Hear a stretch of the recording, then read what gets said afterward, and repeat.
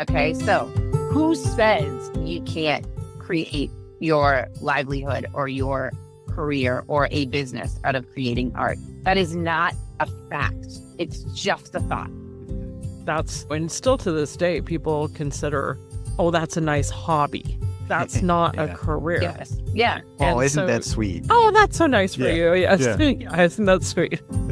The dreaming aspect of this is not necessarily the hardest, but the staying in the dream and turning that vision, I call it turning your vision into action, that's hard. I parked there for a while, but the car got jacked, and then I had to go out. I bought a Class B motorhome, and I went into the frustrated future and stayed there for 20 years.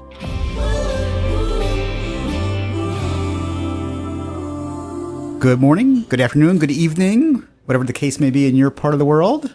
I'm Scott Markowitz, and I'm here with Cherie Nicole, and we're going to be talking with our very special guest today. We are, and this is such an honor. We get to have Andrea Liebross on with us.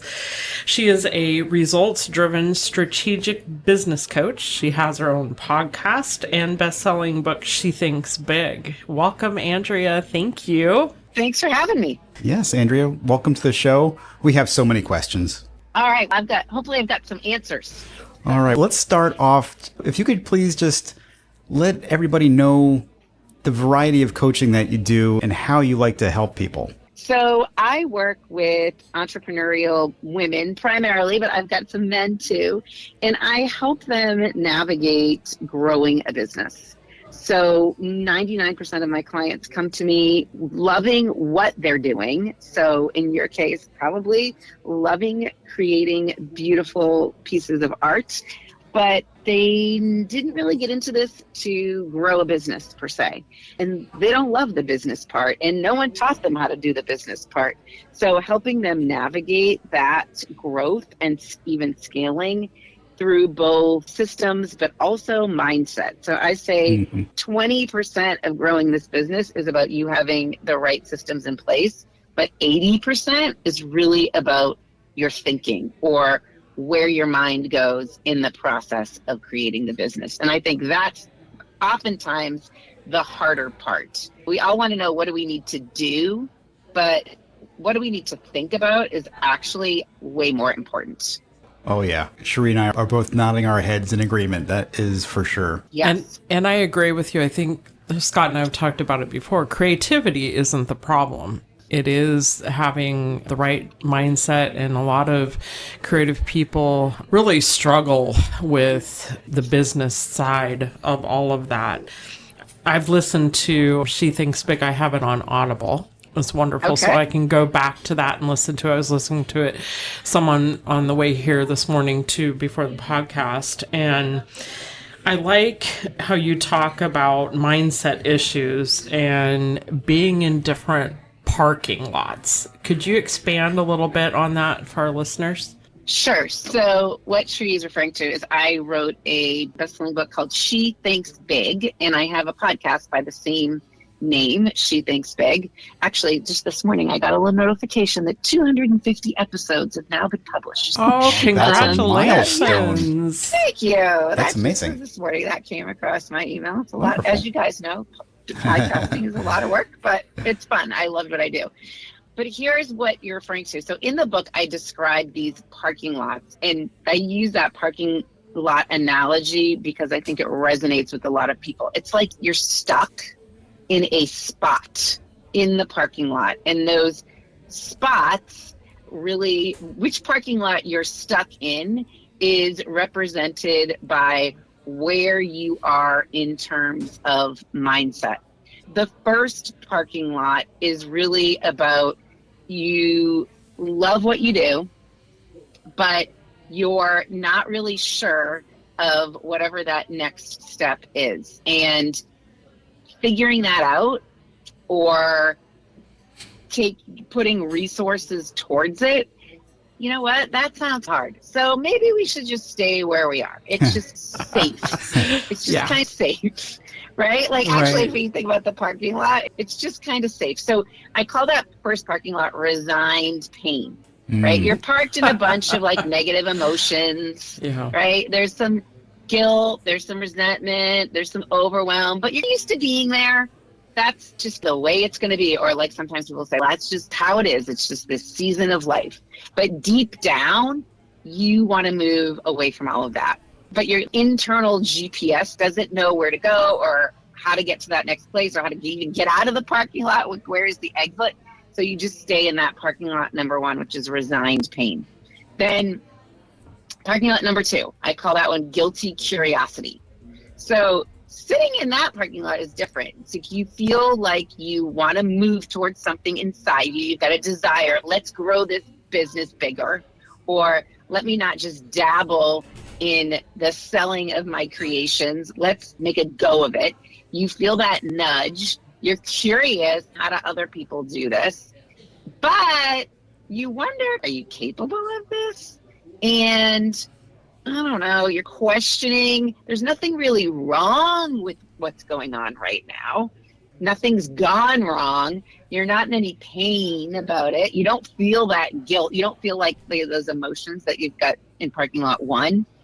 And also, you don't want to appear ungrateful or needy. Like this sometimes happens, like when you're in a relationship and your partners, you should just be happy that you can have those hours each week to create. Like, why do we need to make more of this? Right? Is anyone, oh, you're laughing like this. Okay. So you're not quite sure. I don't know. You're just, okay, let's just stay where we are. You keep telling yourself how great the current location is, how great having this, sometimes I call it like you have a jobby. It's like a hobby and a job combined. It's a jobby. But you can't get rid of that nudge that says, get out of here, let's go for it. Go big or go home kind of thing. It just keeps bugging you. So it's like guilty curiosity. And then the third parking lot is I call your frustrated future. So in this parking lot, you know what you want and you've been trying to get there. And you've been doing like throwing the spaghetti against the wall sort of scheme. Nothing seems to work. And it's frustrating because getting to this place did require a lot of effort. And it did require you to build some systems in. And it did require you to do things that you were uncomfortable with. Okay? And you've learned a lot along the way. You've learned this works, this doesn't work. But nothing's really working. And what you're doing is not taking you to that next place of where you want to grow. And maybe that's like getting to a certain revenue level or being the featured artist in a show, right? Getting that big break to be the exhibit that's on the wall. And here should I just quit the whole thing? Should I just throw in the towel? And it feels like keeping going towards this dream, it feels like a liability almost. It's costing you something, but you're not sure if you even want to expend any more effort or even brain power or money or resources because you're burned out. You're done. So that's like the frustrated future. So I don't know what you guys think about that or where you might be or your listeners might be, but those are those three parking lots. Wow. That really speaks to me. I'll tell you, I started out driving my Honda Civic out of the resignated pain parking lot into the guilty curiosity parking lot. I parked there for a while, but the car got jacked, and then I had to go out. I bought a Class B motorhome, and I went into the frustrated future and stayed there for 20 years.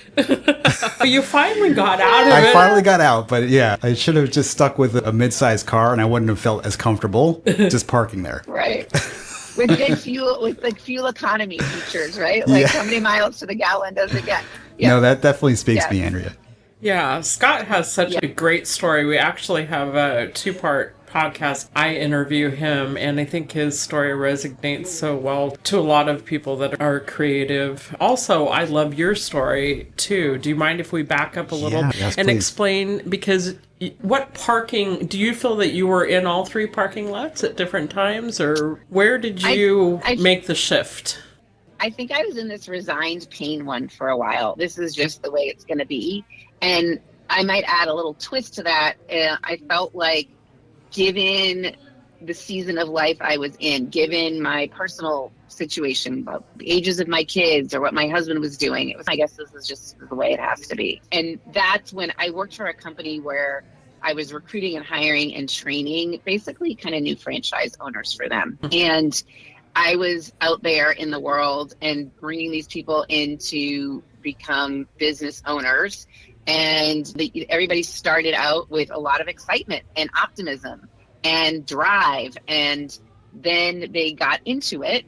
And that energy and excitement and drive wore off as they pushed themselves through what I would now call the messy middle. And I use that terminology, messy middle, in the title of my subtitle of She Thinks Big. It's the place where you're like, oh my God, I quote unquote have made it, but is this it? Because it doesn't feel very great.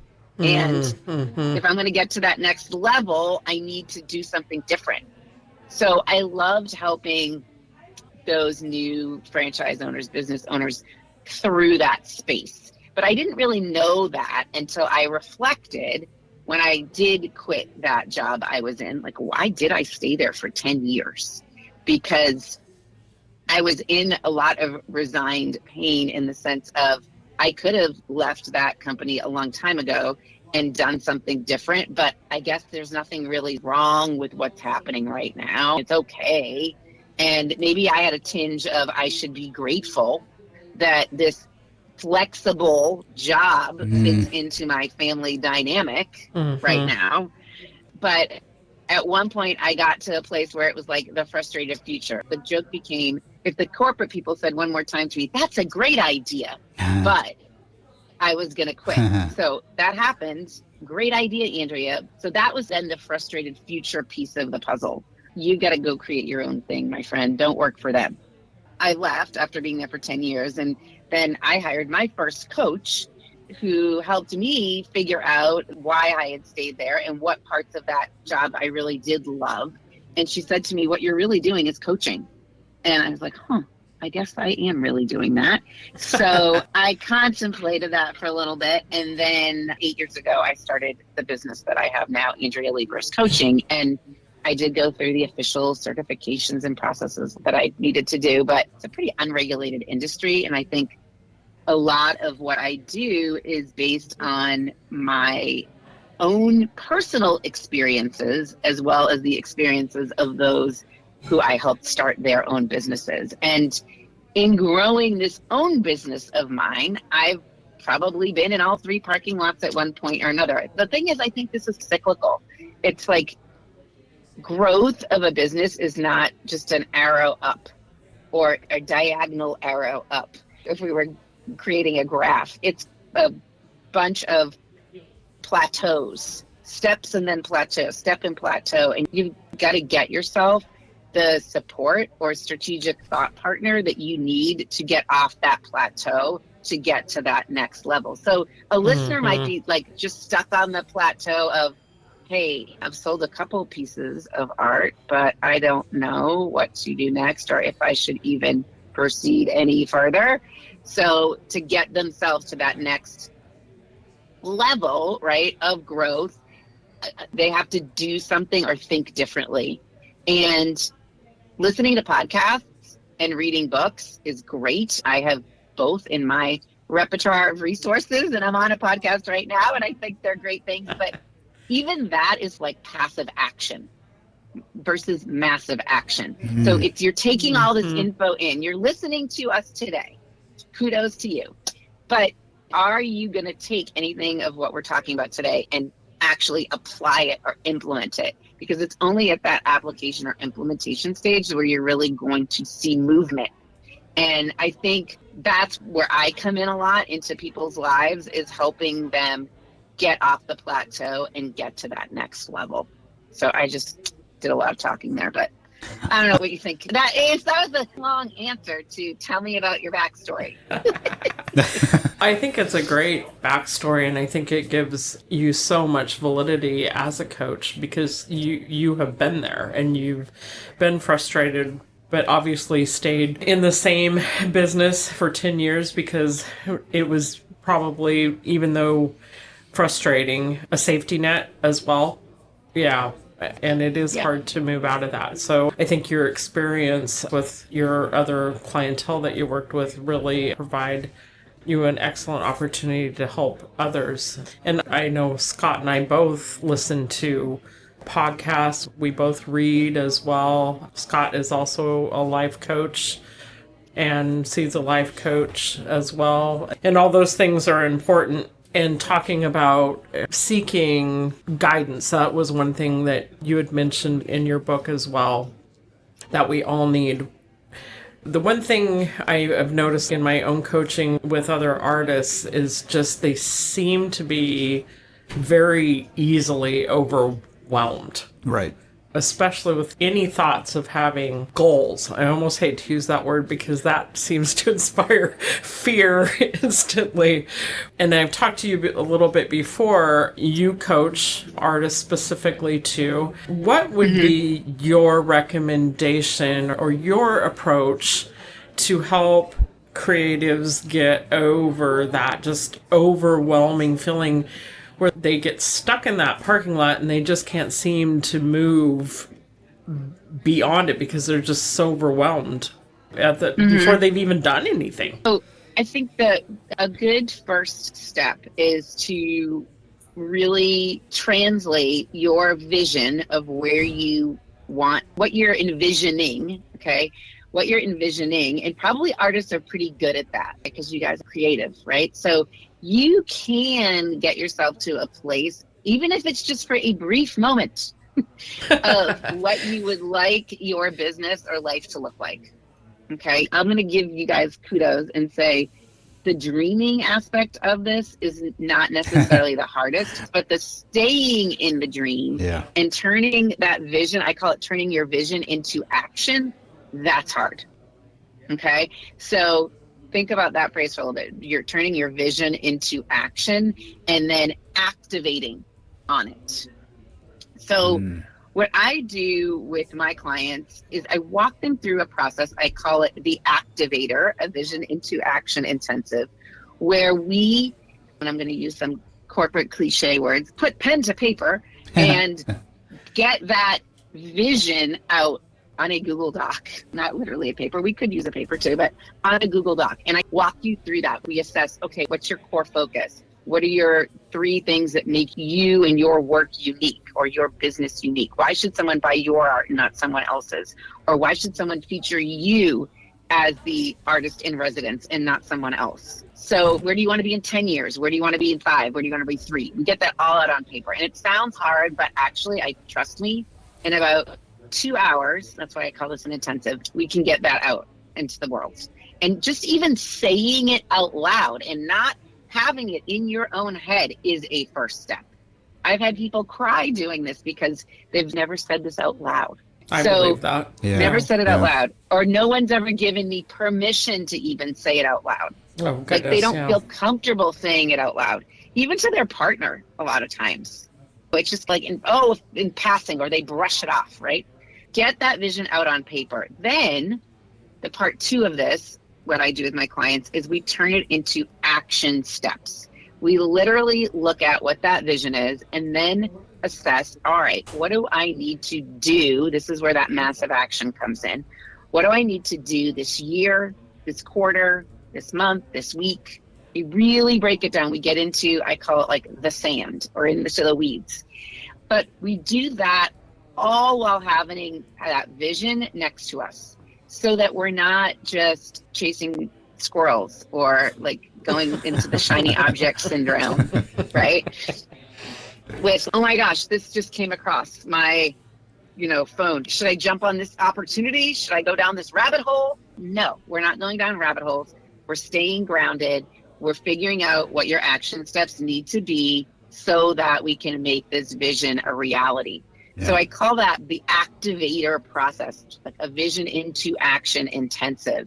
And it's a very powerful exercise, and it's an investment in your time and money and energy. But I think it's a worthwhile one, because otherwise you are just throwing spaghetti against the wall, and that feels overwhelming. So I love that. The Actionator, it sounds so comic book art to me, and that definitely excites my sensibilities. Like, the Actionator is, in my mind, some kind of superhero that can come in and help guide you to create that vision that you're looking to build for yourself and for the people around you. So I think that's a really cool process that you've built there. Yep. It is kind of like a superhero. It's like we need some fast action. We need some wins, right? It's like that bolt of lightning or fuel or light a fire under you kind of thing.